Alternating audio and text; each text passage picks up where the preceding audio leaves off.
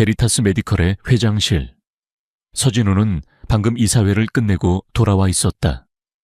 그는 수익성이 보장된 신약 개발안을 윤리적이지 않다는 이유만으로 방금 거절한 참이었다. 돈은 그에게 더 이상 의미가 없었다. 그의 유일한 집착은 몇 년 전 희귀 유전병으로 세상을 떠난 여동생 유라의 목숨을 앗아간 바로 그 병에 대한 치료제를 찾는 것이었다. 그의 가장 큰 희망은 생화학 분야의 천재부부 과학자가 이끌던 특별 연구 프로젝트였다. 하지만 1년 전 의문의 연구실 화재로 남편이 사망하고 핵심 연구원이었던 아내 오하나는 모든 최종 데이터와 함께 연기처럼 사라졌다. 그는 그 이후로 미친 듯이 그녀를 찾아 헤매고 있었다. 같은 시각 서울의 한복판 가장 번잡한 거리의 한쪽 구석. 오하나는 남루한 옷을 입은 채 필사적으로 자신의 존재를 지우고 있었다. 임신으로 무거워진 배를 애써 감춘 채 그녀는 구걸을 하는 대신 그저 벽에 기대어 앉아 있었다. 그녀의 눈에는 깊은 절망과 그럼에도 불구하고 꺼지지 않는 경계심이 함께 서려 있었다. 그녀는 가난한 것이 아니었다. 그녀는 지금 자신과 뱃속에 아이 남편이 남긴 유일한 유산을 지키기 위해 그들로부터 숨어있는 중이었다. 서진우의 최고급 세단이 그녀가 앉아있는 길모퉁이 근처에 신호에 걸려 멈춰 섰다. 그는 무심코 창밖을 내다보다가 길구석에 그녀를 보았다. 처음에는 그저 임신한 노숙자를 향한 가벼운 동정심이었다. 하지만 그의 시선이 그녀의 낡고 더러운 외투에 고정되었다. 그곳에 아주 작지만 익숙한 모양의 핀이 달려 있었다. 나선형의 DNA 모양의 작은 별이 박힌 그가 직접 주문 제작하여 자신의 특별 연구 프로젝트 팀원들에게만 나누어 주었던 바로 그 핀. 번개가 내리치듯 크다 그의 머릿속에서 모든 조각이 맞춰졌다. 저 임신한 거지가 바로 그가 1년 넘게 찾아 헤맸던 사라진 과학자 오하나였다. 그는 자신의 경쟁자들이자 아마도 연구실 화재의 배후일지도 모르는 자들 역시 그녀를 찾고 있다는 것을 알았다. 그가 어설프게 접근했다가는 그녀를 위험에 빠뜨릴 수 있었다. 그는 즉각적이고 충격적이며 그녀를 누구도 함부로 건드릴 수 없게 만들 단호한 행동을 해야만 했다. 차문이 열렸다. 그는 충격에 빠진 운전기사를 무시하고 채소 내려 그녀에게로 똑바로 걸어갔다. 하나는 자신에게 다가오는 잘 차려입은 남자를 보고 자신을 쫓아내려는 사람이라 생각해 몸을 움츠렸다. 길을 가던 사람들의 시선이 이 기묘한 광경 최고급 정장을 입은 남자와 임신한 거지에 쏠리기 시작했다. 서진우는 그녀의 바로 앞에서 더러운 보도블록 위에 망설임 없이 한쪽 무릎을 꿇었다. 그의 손에는 반지가 없었다. 그는 그녀의 눈을 똑바로 바라보며 주위의 모든 사람들이 들을 수 있는 크고 명료한 목소리로 말했다. 나와 결혼해 주시오. 거리는 순간 완전한 침묵에 휩싸였다.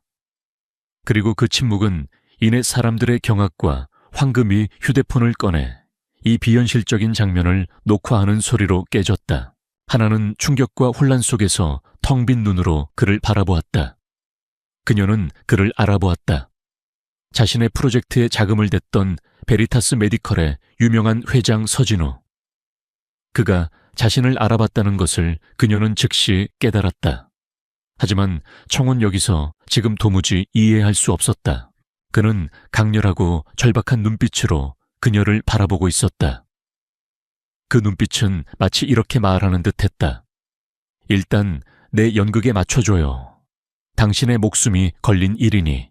수많은 행인들과 그들을 둘러싼 휴대폰 카메라의 링 안에서 한 명의 백만장자가 임신한 거지 앞에 무릎을 꿇고 있었다. 거대한 미디어 폭풍이 막 시작되려 하고 있었다.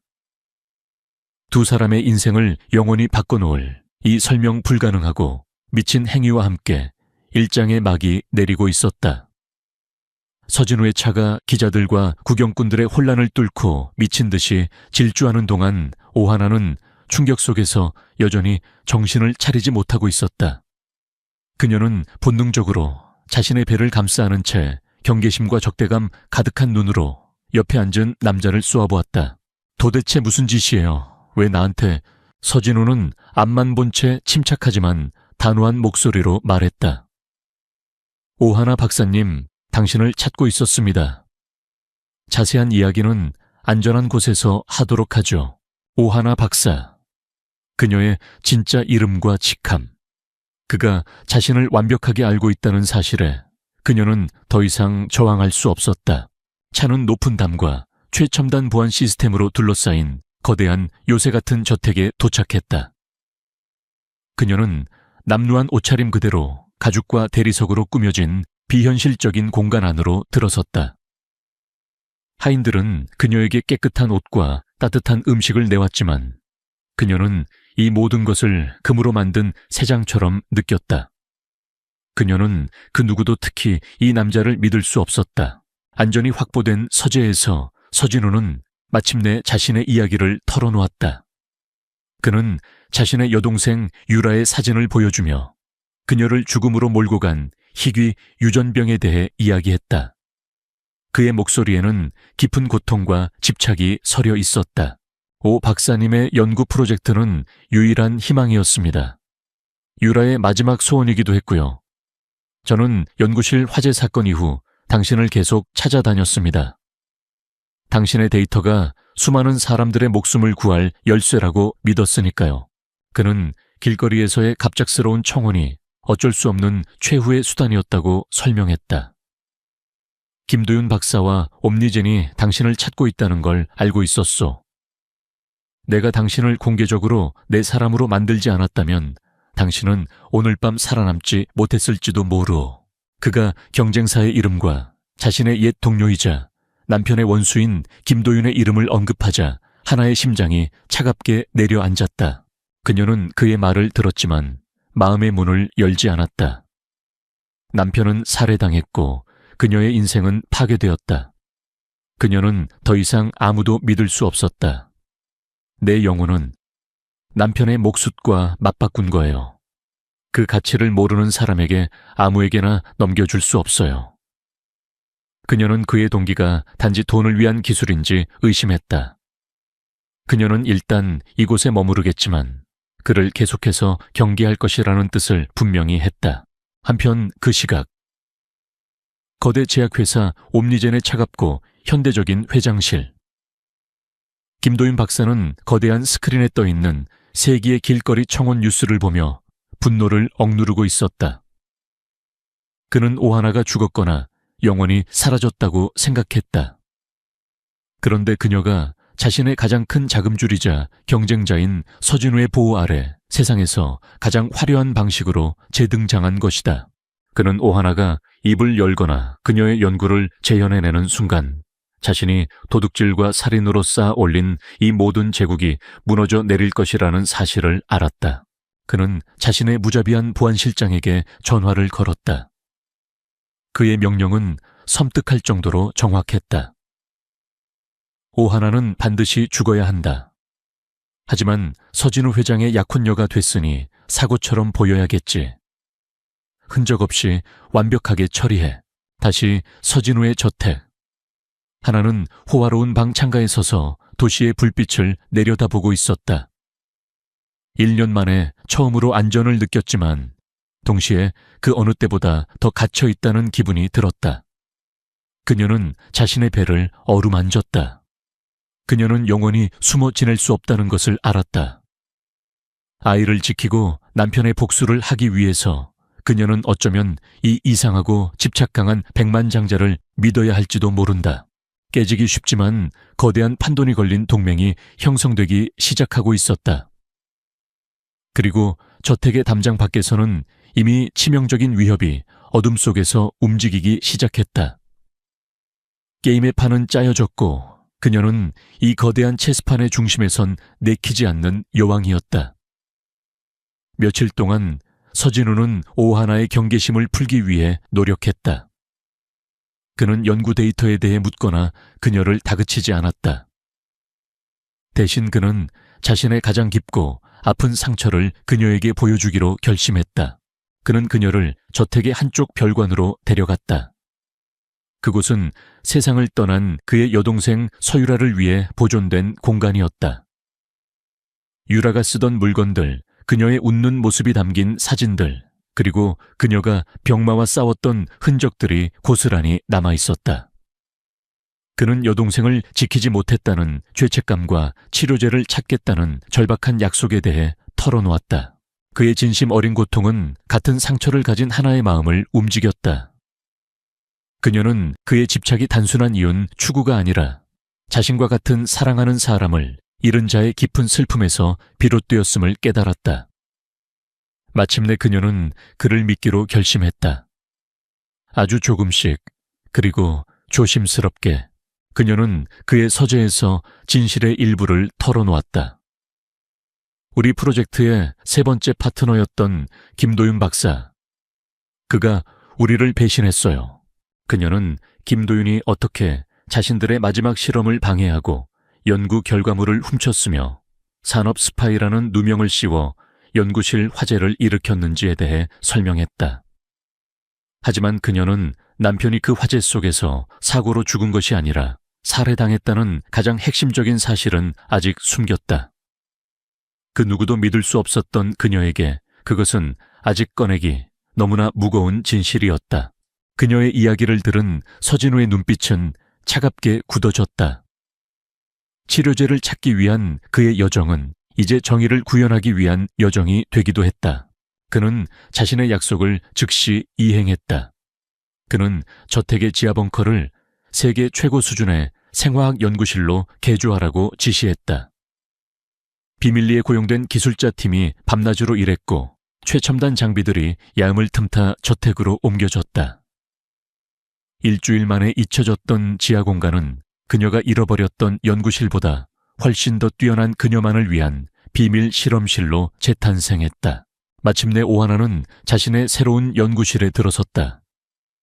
1년여 만에 그녀는 다시 자신의 세계로 돌아온 것이다.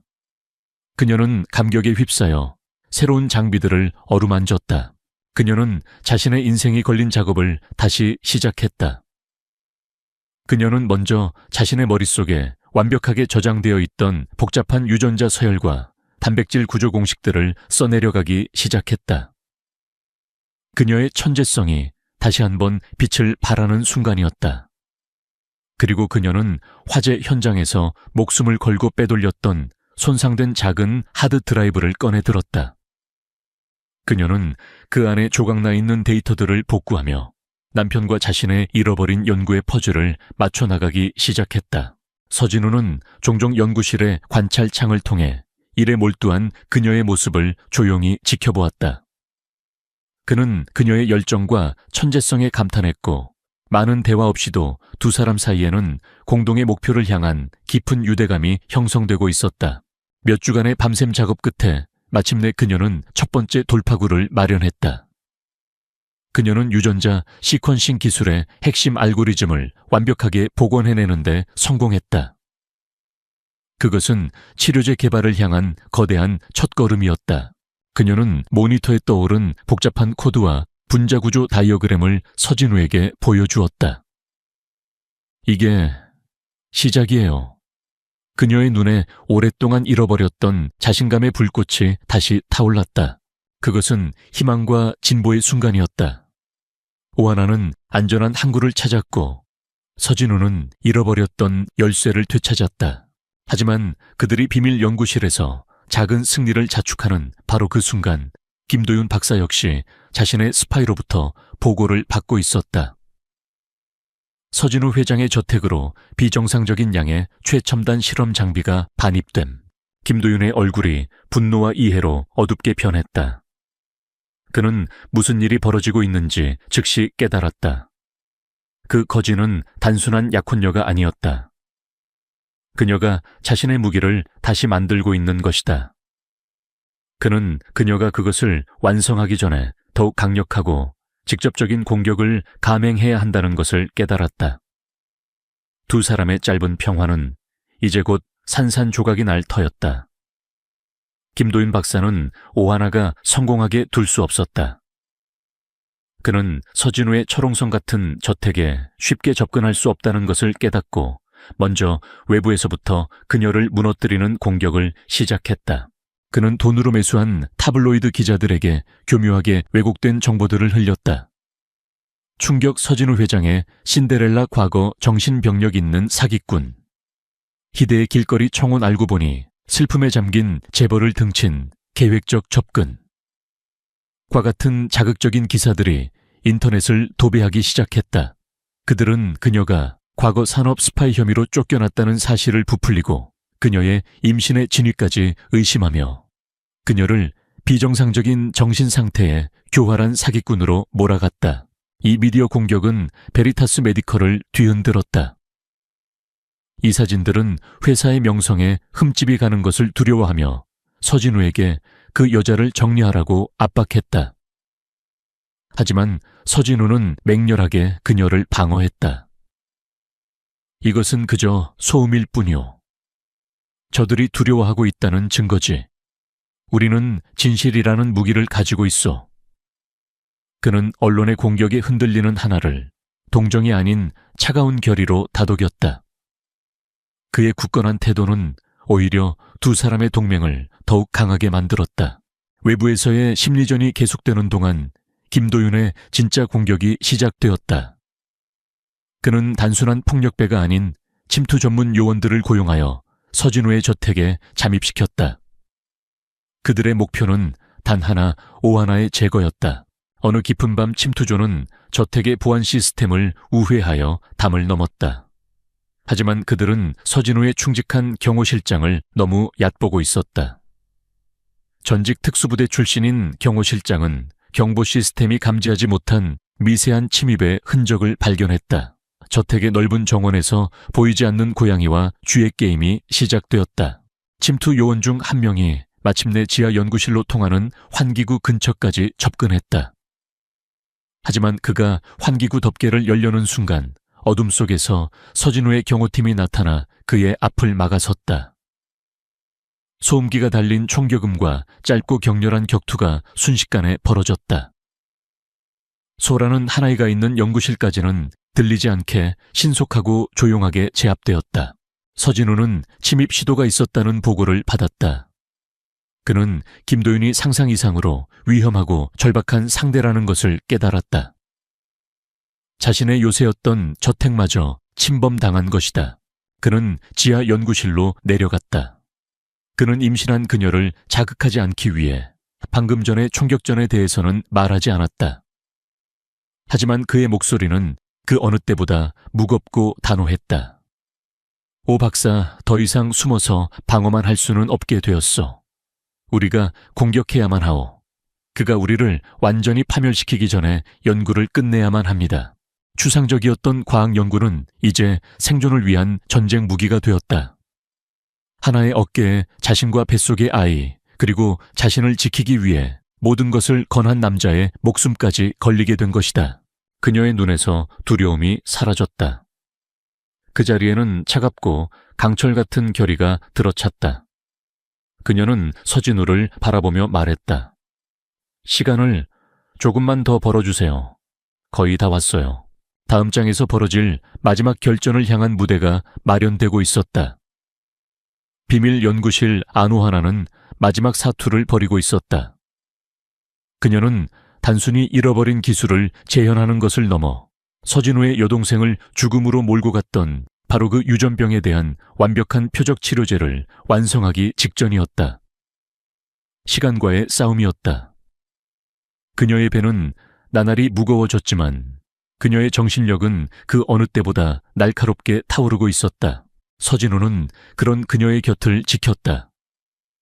두 사람 사이에는 이제 어색함 대신 말없이 서로를 격려하는 깊은 동지애가 흐르고 있었다. 하지만 김도윤 박사는 그들에게 더 이상 시간을 허락하지 않았다. 그는 자신의 정보원을 통해 오하나가 곧 성공할 것이라는 사실을 알게 되었다. 그녀의 과학적 성공은 곧 자신의 파멸을 의미했다. 그는 마지막 도박을 걸기로 결심했다. 더 이상 교활한 언론 플레이나 은밀한 침투가 아니었다.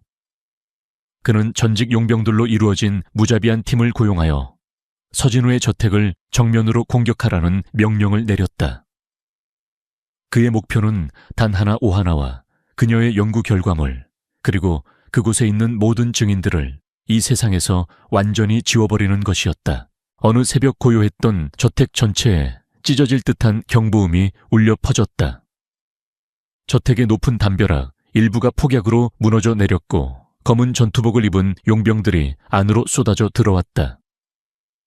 저택은 순식간에 전쟁터로 변했다. 창문마다 강철 셔터가 내려오고 저택은 외부와 완벽하게 차단된 요새가 되었다. 두 개의 전선에서 두 개의 전투가 동시에 시작되었다. 지상의 전투. 서진우는 자신의 경호실장과 함께 방어 작전을 지휘했다. 그들은 수적으로는 열세였지만 요새화된 저택의 구조와 최첨단 방어 시스템을 이용하여 필사적으로 저항했다. 그는 더 이상 냉정한 경영자가 아니었다. 그는 자신의 집과 자신의 희망이 된 한 여자를 지키기 위해 목숨을 걸고 싸우는 전사였다. 지하의 전투. 오하나는 봉쇄된 연구실 안에서 희미하게 들려오는 총성과 폭발음을 들으며 컴퓨터와 씨름하고 있었다. 그녀의 시간은 얼마 남지 않았다. 연구실의 전력이 끊기거나 문이 뚫리기 전에 그녀는 마지막 유전자 서열 분석과 데이터 취합을 끝내야만 했다.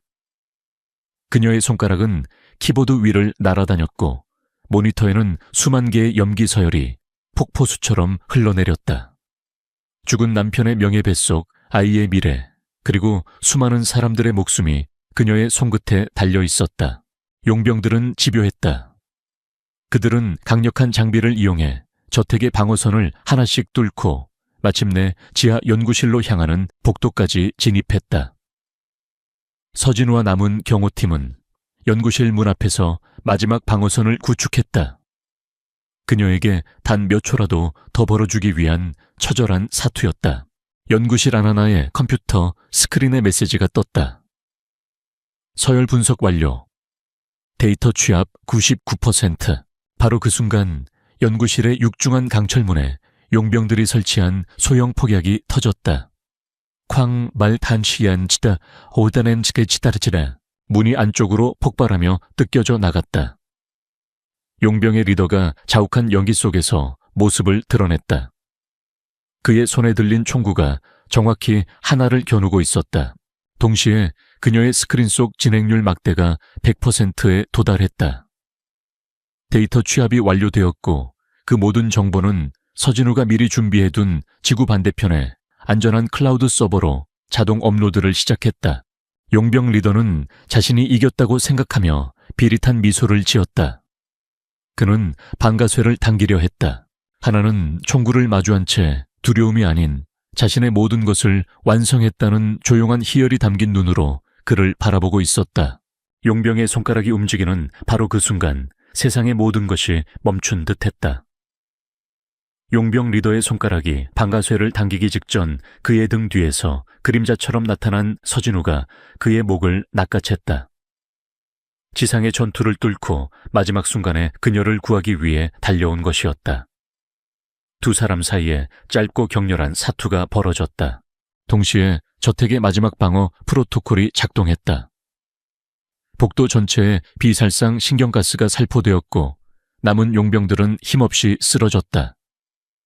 길고 길었던 저택의 공성전은 마침내 막을 내렸다. 연구실은 폭발의 충격으로 엉망이 되었지만 가장 중요했던 오하나와 메인 서버는 무사했다.